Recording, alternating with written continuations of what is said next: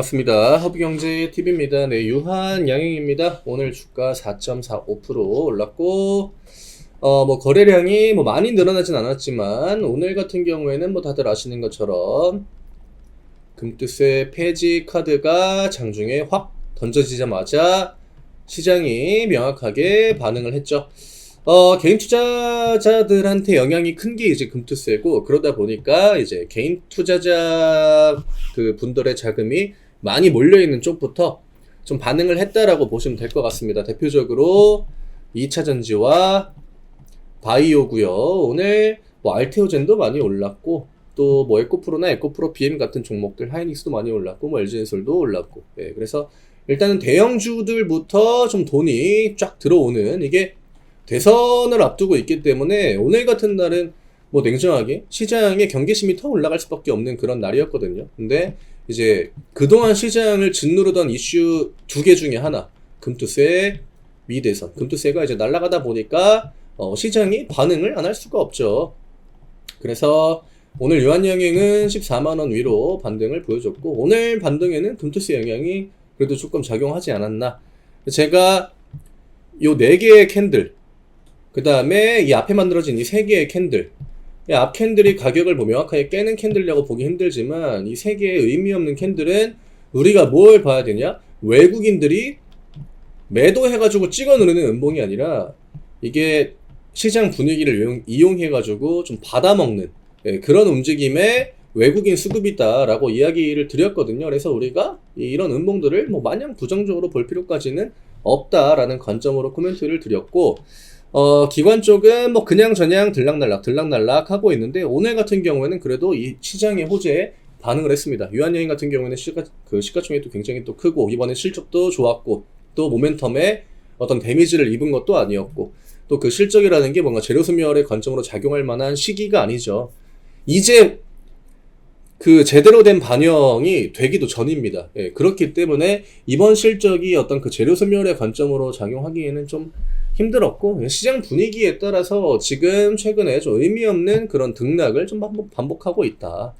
예, 추세야 보는 그 관점에 따라서 여기를 있느냐 아니면 이렇게 있느냐에 따라서 추세가 아직 이탈이 됐다라고 보시는 분들도 있는 거고, 이탈이 아직 안 됐다라고 보시는 분들도 계실 텐데, 예, 결국 중요한 거는 일단 미 대선 이후에 외국인이랑 기관들이 좀 더 명확한 방향성을 잡아줄 거라는 거.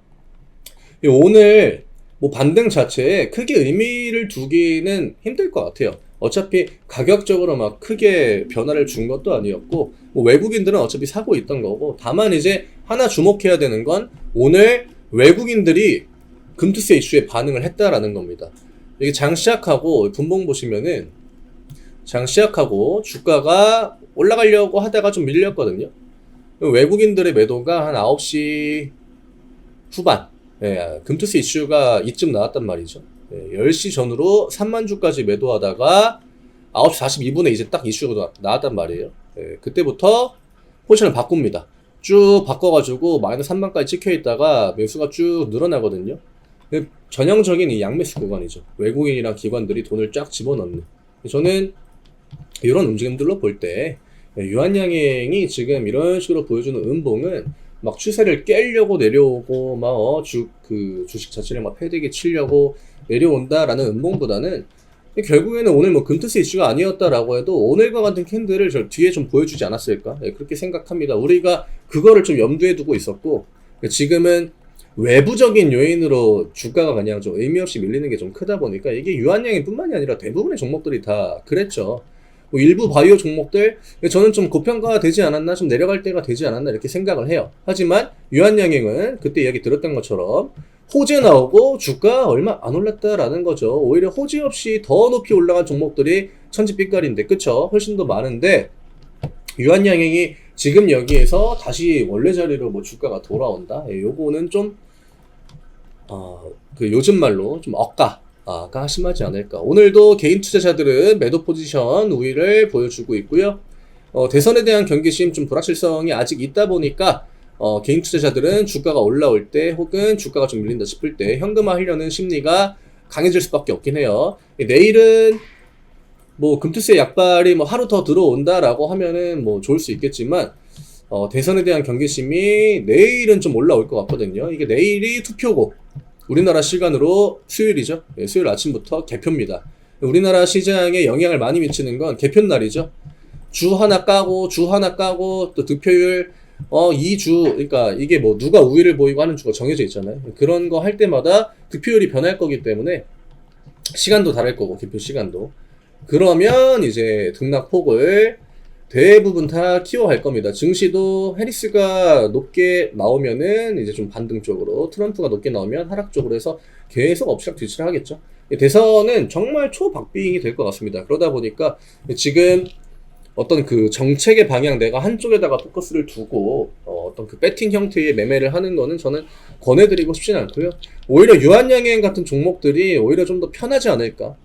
모멘텀도 워낙에 좋고 받쳐주는 어떤 그 수급적인 부분, 이탈 이런 것들도 없고 지금 개인 투자자들만 나가고 있거든요. 우리는 다른 거 필요 없습니다. 제가 매번 이야기 드리지만 이런 대형주들은 외국인이랑 기관들이 포지션을 바꾸는 걸 보고 따라가도 된다. 그리고 개인 투자자들의 포지션과 반대 포지션만 잡아도 절반은 먹고 들어간다. 나머지 50%의 확률은 내가 이제 이런저런 데이터를 참고해가지고 5% 올리고 1% 올리고 뭐 5% 올리고 해가지고 70으로 올리고 80으로 올리고 하는 거죠. 그렇기 때문에 우리가 이런 데이터도 보고 저런 데이터도 보고 뉴스도 보고 모멘텀이 지금 뭐가 있는지 이런 것도 보고 하는 거지 않습니까? 네, 다 이 퍼즐 조각을 맞춰가지고 그걸로 이제 유의미한 확률을 만들어내는 거죠. 네, 주식시장이라는 게. 뭐 어찌됐든 오늘 양봉은 뭐 시장이 워낙 다 같이 좋았기 때문에 뭐 많은 의미를 두고 엄청나게 뭐 좋은 양봉이다라는 관점으로 좀 설레발식으로 보기보다는